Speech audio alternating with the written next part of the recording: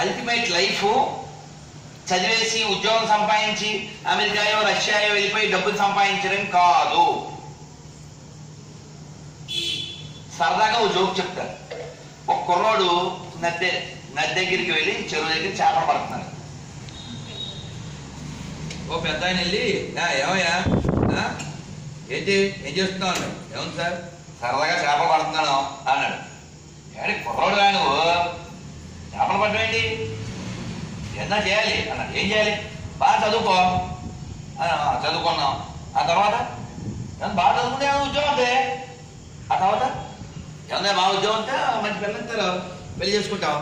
ఆ తర్వాత పిల్లలు పడతారు. ఆ తర్వాత ఏమన్నా పిల్లలు బాగా పెంచుతావు.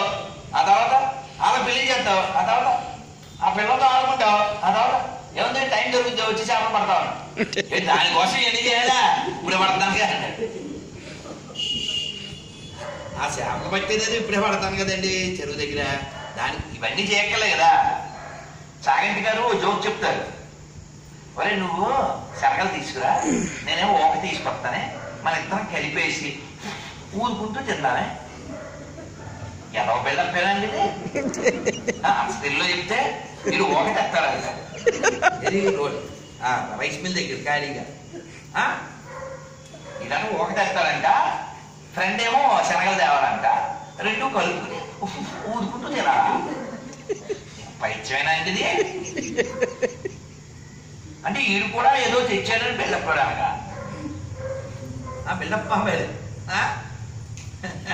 సో అందుకని మనం లైఫ్ని ఎక్కడ దేనికి ముఖ్యం, ఏది ప్రధానం అనేది కొంచెం ఎప్పుడు మైండ్లో పెట్టుకోవాలి.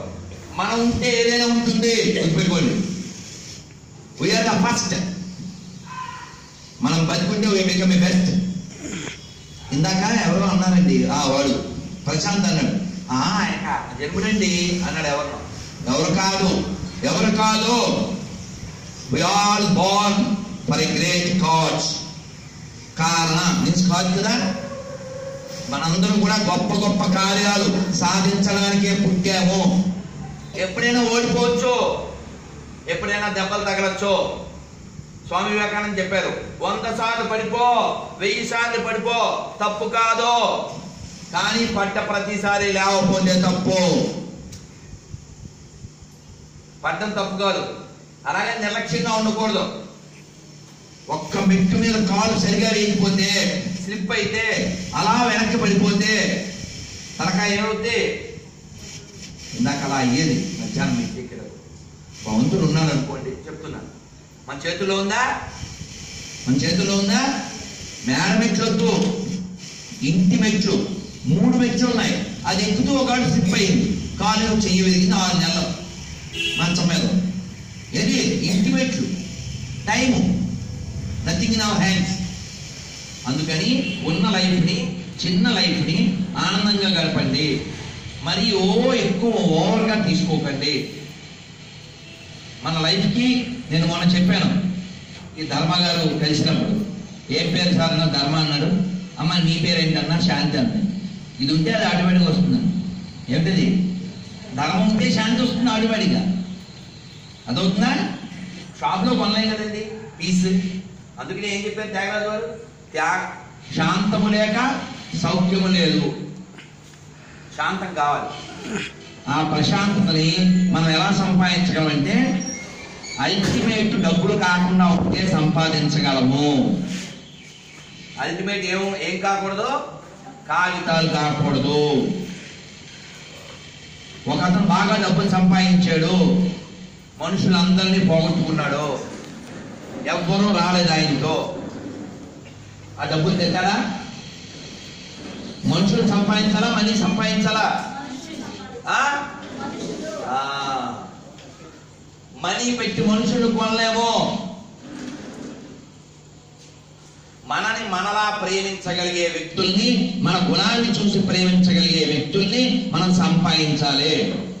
రాముల వారికి, కృష్ణుడికి మనం పూజ చేయకపోతే వాళ్ళకి ఏమన్నా నష్టమా? కాదు కదా. రాముడు మనం చూడలేదు, కృష్ణుని మనం చూడలేదు. ఎందుకు మనం ప్రేమిస్తున్నాం, పూజిస్తున్నాం? Because of the good qualities. ఇప్పుడు ఐన్స్టీన్ ఎందుకు చెప్పుకున్నాం మనం? చూసావా? గొప్పవాడేనా? ఎందుకు గొప్పవాడాడు? బాగా మందు కొట్టి పడుకునేవాడా? ఎమ్మెల్సీ ఎలక్షన్లో డబ్బులు తీసుకునేవాడా? ఎక్కడన్నా చేపెట్టాడా వాళ్ళ కింద? నీకేమైనా తప్పుడు పని చేస్తే గుర్తుపెట్టుకున్నావా? రావణాసుడు కూడా మనం గుర్తుపెట్టుకుంటున్నాం, కానీ ఏం చేస్తున్నాం అని తగేస్తున్నాం. ఎందుకని? మన అమ్మవారిని చేయేసారు కాబట్టి. అవునా? కాబట్టి మనం గుణాలు పెంచుకోవాలి. Character is important than cash. What you say? Repeat this. Character is important than cash. అదేనా? క్యారెక్టర్ సంపాదించాలి. క్యారెక్టర్. రాముడు వారి ప్యారెట్స్ చూసి మనం ఆయన ప్రేమిస్తున్నావా? కృష్ణుడి దగ్గర డబ్బులు చూసి ప్రేమిస్తున్నావా? గుణము. అవునా కదా? కృష్ణుడికి ఎంత మంచి గుణం అంటే అందరికీ పెట్టి ఆయన తినేవాడు, తెలుసా? కృష్ణుడు ఒకసారి ఏం చేశాడు? ఆయన వాళ్ళ అమ్మతో పాటు ఎక్కడికో వెళ్ళాడు. వెళ్తే వాళ్ళ అమ్మ ఇంటి ఆవిడతో మాట్లాడుతుంది. ఈయన వంటగదిలోకి వెళ్ళాడు. వెళ్తే ఏవో కొండలు అవి ఉన్నాయి, ఏదో తీయబోయాడు, టక్కి కింద పడింది. ఏముంది అందులో? వెన్న. ఇప్పుడు వాళ్ళ అమ్మ చూస్తే ఈయనకి అయిపోద్ది సున్నా. అమ్మో, అమ్మ చూస్తే సంక్రాంతి ఈ పద్ధతి కూడా తెలియదు. గబగబాది అంతా ఎత్తేసాడు. ఎత్తేసాక చేతి పట్టుకుంది, నాకేడు. Wow, very tasty. పొరుగింటి వెన్న రుచి కదా మరి. వీళ్ళ ఇంట్లో పోనీ తక్కువ ఉందా? ఎన్ని ఉన్నాయి రా? ఈయనకి ఎన్ని ఉన్నాయి? కృష్ణ వాళ్ళ నాన్నకి ఎన్ని ఆవులు ఉన్నాయి తెలుసా? 9 లక్షల ఆవులు. ఎన్ని అంటే కరువు లేదు కదండి. కరువు లేని ఇంట్లో పుట్టాడు.